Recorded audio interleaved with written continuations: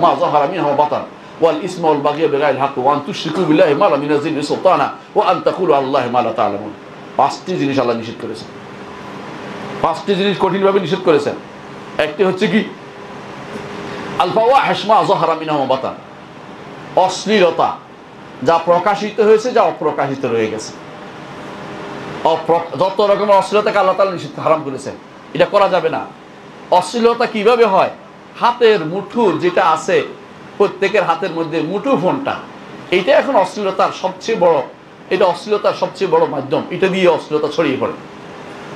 যদি আপনার দাওয়াতের মতো যোগ্যতা না থাকে, দয়া করে বাটন সেট কিনুন। কোনো দরকার নেই আপনার ফেসবুকে সময় দেওয়া। ফেসবুকটা বন্ধ করে দিন, কোনো উপকার করবে না ফেসবুক।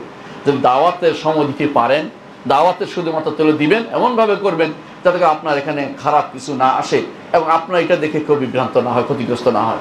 এটা ভালো করে দেখতে হবে আপনাকে। আগে সবার আগে বাদ দিয়ে দেন, কোনো সমস্যা নেই।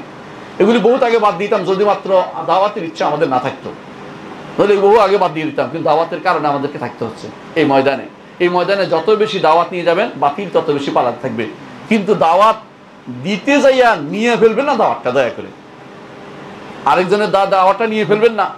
বিভিন্ন রকমের দাওয়াত বের হয়েছে, দেখতে তো মনে হয় একেবারে ফেরেশতা, কিন্তু তিনি দাওয়াত দিচ্ছেন কুফরির, শিরকের। তিনি দাওয়াত দিচ্ছেন, তিনি হয়তো দেখবেন যে সারা বছর রোজা রাখতেছে অথবা বিশাল বিশাল কথা বলতেছে। তিনি দাওয়াত দিচ্ছেন যে হাসরের মাঠে তিনি জাহাজ নিয়ে আসবেন। ওই দাওয়াত তো গ্রহণ করা যাবে না, ওই দাওয়াতের ব্যক্তি পিছনে চলা যাবে না। ও তো মিথ্যা কথা বলছে। কারণ তিনি একসময় জাহাজে চলতেন, পানির জাহাজে। এখন তো গাড়ি যায় ওই এলাকায়, এখন বোধহয় গাড়ি নিয়ে আসতে হবে। এরপরে কেউ যেন হেলিকপ্টার নিয়ে আসবে। এই জাতীয় মানুষ তো অভাব নাই। এই জাতীয় মানুষের যে দাওয়াত দিচ্ছে, এগুলিও দাওয়াত হচ্ছে।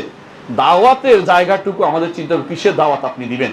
এই জন্য 3 নম্বর কাজ হচ্ছে দাওয়াত দেওয়ার কথা। ওয়াতাওয়াসাউ বিল হাক্কি, বিশুদ্ধ দাওয়াত দিতে হবে, বিশুদ্ধ দাওয়াত দিতে হবে। দাওয়াত কোনো মতো দিলে হয় না। আপনি ভুল যেটা জানেন না এটা দিবেন না। এই জন্য আল্লাহ তাআলা কোরআনে কারীম বলেছেন আলা বাসীরাতিন, আমি এবং আমার অনুসারীরা, কুল হাযি সাবিলি আদউ ইলাল্লাহি আলা বাসীরাতিন আনা ওয়া মান ইত্তাবা'আনি। অর্থাৎ মুহাম্মদ সাল্লাল্লাহু আলাইহি ওয়াসাল্লামকে বলতে বলেছেন যে আমি মুহাম্মদ এবং আমার অনুসারী যারা আছে তারা বাসীরা, জেনে বুঝে তারপরে সত্যটা শুধুমাত্র দাওয়াত দেয়। শুধু দাওয়াত একটা দিলেই হয় না। এরকম দাওয়াত দিলে আমরা বহু আগে পথভ্রষ্ট হয়ে যেতাম। এরকম দাওয়াত নিলে আমরা বহু আগে কাদিয়ানি হয়ে যেত, কেউ এটা হয়ে যেত। হাদিস অস্বীকারী গোষ্ঠী এখন বেড়ে গেছে এই দাওয়াতের। অর্থাৎ আপনি আশ্চর্য, সুন্দর করে বললে এমনভাবে আপনাকে ধোকা দিবে। এরা হাদিস অস্বীকারী আগে থেকে কাফের, এখন আরো কাফের হচ্ছে, মানুষদেরকে কাফের বানাই করতেছে। তার হাদিস অস্বীকারী কাফের। মুহাম্মদ রাসূলুল্লাহ সাল্লাল্লাহু আলাইহি ওয়াসাল্লাম একটা হাদিস অস্বীকার করলে যে কাফের হয়, শত শত হাদিসের অস্বীকার তারা কত রকমের কাফের হবে আপনার বলে। একটা হাদিস জেনে শুনে অস্বীকার করলে সে কাফের হয়ে যাবে। আমার কথা নয়, আল্লাহ তাআলা কোরআনে কারীম বলে দিয়েছেন ফালা রাব্বিকা লা ইউমিনুনা হাত্তা ইউহাক্কিমুকা ফীমা শাজারা বাইনাহুম সুম্মা লা ইয়াজিদু ফি আনফুসিহিম হারাজাম মিম্মা কাদাইতা ওয়া ইউসাল্লিমু তাসলিমা। এই আয়াতের ব্যাখ্যা দয়া করে পড়বেন প্রত্যেকটি মানুষ। এই আয়াতের ব্যাখ্যা পড়বেন, এই আয়াতের অর্থ পড়বেন। শাইখুল ইসলাম মুহাম্মদ বিন আব্দুল ওয়াহাব রাহমাতুল্লাহ আলাইহি কিতাবুত তাওহীদের মধ্যে আয়াত এনেছেন, বারবার তিনি ব্যাখ্যা দেখিয়েছেন এবং আমাদের শেখ সেগুলি ব্যাখ্যা করে জানিয়েছেন। একটা ঈমানদার মানুষ কখনো মুহাম্মদুর রাসূলুল্লাহ সাল্লাল্লাহু আলাইহি ওয়াসাল্লামের পথের বাইরে দাওয়াত দিতে পারে না। তিনি যেই পদ্ধতি আবেন সেই পদ্ধতি, নতুন মধ্যে আবিষ্কার দরকার নেই। যত রকমের ফিতনা আসবে কিয়ামত পর্যন্ত, প্রতিটা ফিতনার জবাব আমার নবীর সিরাতের মধ্যে পাওয়া যাবে। আপনি এখন চিন্তা করুন, এখন যে ফিতনা সারা দিনে গড়িয়েছে, রাসূলুল্লাহ সাল্লাল্লাহু আলাইহি ওয়াসাল্লাম যখন দাওয়াত দিয়েছেন তখন কি এর চেয়ে খারাপ ছিল না? আরো খারাপ ছিল। কিন্তু রাসূল কি তখন কি করেছেন? সেখানে তাওহীদের দাওয়াত দিয়েছেন, ঈমানের দাওয়াত দিয়েছেন। কারণ আমরা যদি তাওহীদ ঈমানের দাওয়াত দেই, অনেকের কাছে আগুন লেগে যায়। উনি তো আসেন এখনো বহুত দিন ফুরাত, আমরা এখন কিছুক্ষণের মধ্যে ক্ষমতায় যেতে চাচ্ছি, কিছুক্ষণের মধ্যে আমরা এই করতে চাচ্ছি, ওই করতে চাচ্ছি। এগুলি হচ্ছে স্বপ্ন, দিবা স্বপ্ন। এগুলি বাস্তবায়িত হওয়ার মতো না। মুহাম্মদুর রাসূলুল্লাহ সাল্লাল্লাহু আলাইহি ওয়াসাল্লাম যেই পদ্ধতিতে আপনাকে দেখেছেন সেই পদ্ধতি দাওয়াতের ব্যবস্থা করেন। আপনার দাওয়াতের পদ্ধতি ভুল হচ্ছে। 4 নম্বর যে কাজটা করতে হবে, আমি আমার বক্তব্য শেষ করব। 4 নম্বর কাজ হচ্ছে যে সবর এখতিয়ার করতে হবে। দাওয়াতের ক্ষেত্রে সবচেয়ে বেশি সবর করে সালাফিরা, আলহামদুলিল্লাহ। সালফে সালেহ অনুসারীরা বেশি সবর করে। অন্যরা কি করে? সুযোগ বুঝে রং পাল্টায়। আপনি বহু মানুষকে দেখবেন এখন রং পাল্টানো অবস্থায় আছে। এমন জায়গায় আপনি কিরে তুমি এখানে কেন? এখন সমস্যা, এই জন্য ওখানে গেছে। কিন্তু সালাফিরা আলহামদুলিল্লাহ ঈমানের উপর টিকে থাকার জন্য তারা সব রকমের ত্যাগ স্বীকার করতে রাজি হয়। এটা করেছে মুহাম্মদুর রাসূলুল্লাহ সাল্লাল্লাহু আলাইহি ওয়াসাল্লামকে অনুসরণ করে। এটা করেছে তারা সাহাবায়ে কেরামকে অনুসরণ করে।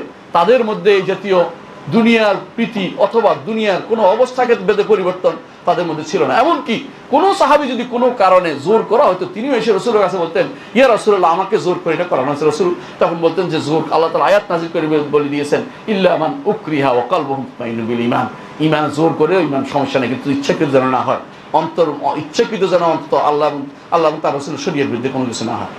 প্রিয় ভাইরা, এই জন্য ঈমানিয়াতের উপর টিকে থাকতে হবে। এই সবর আপনার লাগবেই। সবরের একটা প্রকার হচ্ছে, অনেকে আছে সবর এখতিয়ার করতে গেলে প্রথমে তার মধ্যে বিরক্তি এসে যায়, এটা কিন্তু কুফরি, সাখত, আল্লাহর উপর রাগ হওয়া যাবে না। আল্লাহ তাআলা যে কোনো অবস্থায় বলতে হবে কি, কাদ্দারাল্লাহু মা শাআ ফাআল। আল্লাহ তাআলা এটাই তাকদীর রেখেছেন, আল্লাহ যা চেয়েছেন সেটা হচ্ছে। এটা হলো কোন জায়গাতে, যেখানে বিপদের জায়গা, গুনার জায়গাতে এটা বলা যাবে না। গুনার জায়গাতে বলতে হবে রব্বানা যালামনা আনফুসানা ওয়া ইল্লাম তাগফির লানা ওয়া তারহামনা লানাকুনা মিনাল খাসিরিন। সবরের এটা নিয়ম। তাহলে সবর করতে প্রথমে কোনো রকম বেজার পথ অনুসরণ করা যাবে না, আল্লাহ বিরোধী কিছু বলা যাবে না। এই জন্য সকালে যে দোয়া, বিকেলে যে দোয়া, সালাতের পরে দোয়ার মধ্যে এটাও আছে, সেটা কি, আল্লাহ আমাকে সহযোগিতা করুন, আমি যেন আপনার রিদা বিল কাদা ও আসালুকা রিদা বাদাল কাদা, আপনি যেই কোনো ফয়সালা আমাকে দিবেন, আমি আপনার কাছে চাচ্ছি আপনি যেন আমাকে এইটা যেন একটা সন্তুষ্টির ব্যবস্থা করে দেন। এই জন্য ঈমানদারের 3 নম্বর কাজ হচ্ছে, সবরের 3 নম্বর কাজ হচ্ছে সন্তুষ্টি। 1 নম্বর বলছি, আল্লাহ বিরোধী কথা বলা যাবে না। 2 নম্বর হচ্ছে সবর এখতিয়ার করতে হবে, সবর হতে কারো কাছে না বলা, অভিযোগ না দেওয়া কারো কাছে। হ্যাঁ, অভিযোগ ওইখানে দিতে পারবেন যেখানে প্রতিকার পাবেন, যেখানে প্রতিকার পাবেন না সেখানে শুধু শুধু বলে কোনো লাভ নাই, আল্লাহর বিরুদ্ধে বলা হয়ে যাবে, আল্লাহর বিরুদ্ধে বলা যাবে না।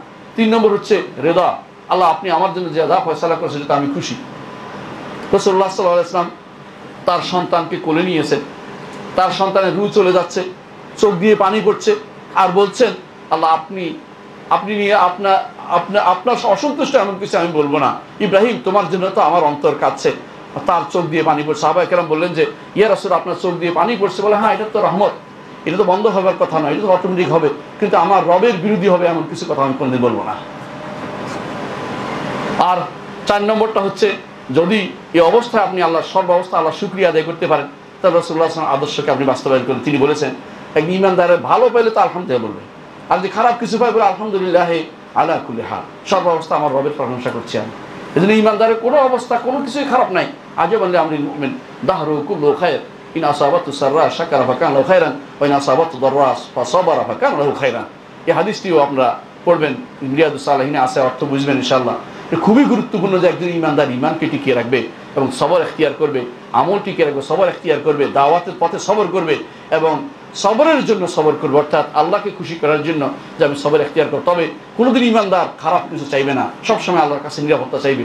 যদি এসে যায় তখন সবর করবে, তবে এটা কোনোদিন কেউ যেন না চায় আল্লাহ অনেক বিপদ দেন না, আমি সবর করতে যেন পারি, এটা কোনোদিন কেউ করতে পারবে না। মুহাম্মদ রাসূলুল্লাহ সাল্লাল্লাহু আলাইহি ওয়াসাল্লাম একজনকে বলছে তোমার অবস্থা তো খুবই খারাপ, বলে হ্যাঁ, আল্লাহ যেন আমাকে বিপদ দুনিয়া দিয়ে দেখো, তুমি এটা করতে পারবে না। সাল্লাল্লাহু আফিয়া, আল্লাহর কাছে নিরাপত্তা চাও। ঈমানদার সবসময় নিরাপত্তা চাইবে, সকাল বিকাল নিরাপত্তা চাইবে আল্লাহর কাছে। আল্লাহুম্মা ইন্নী আসআলুকাল আফওয়া ওয়াল আফিয়াতা ফিদ দুনিয়া ওয়াল আখিরা, আল্লাহুম্মা ইন্নী আসআলুকাল আফওয়া ওয়াল আফিয়াতা ফিদ দীনি ওয়া দুনিয়ায়া ওয়া আহলি ওয়া মালি, আল্লাহুম্মা আস্তুর আওরাতি ওয়া মান আওরাতি। সকাল বিকাল দোয়াগুলি কেন করেন? অর্থটা একটু বোঝার চেষ্টা করেন। আল্লাহ আমাদের বোঝার তৌফিক দান করুন।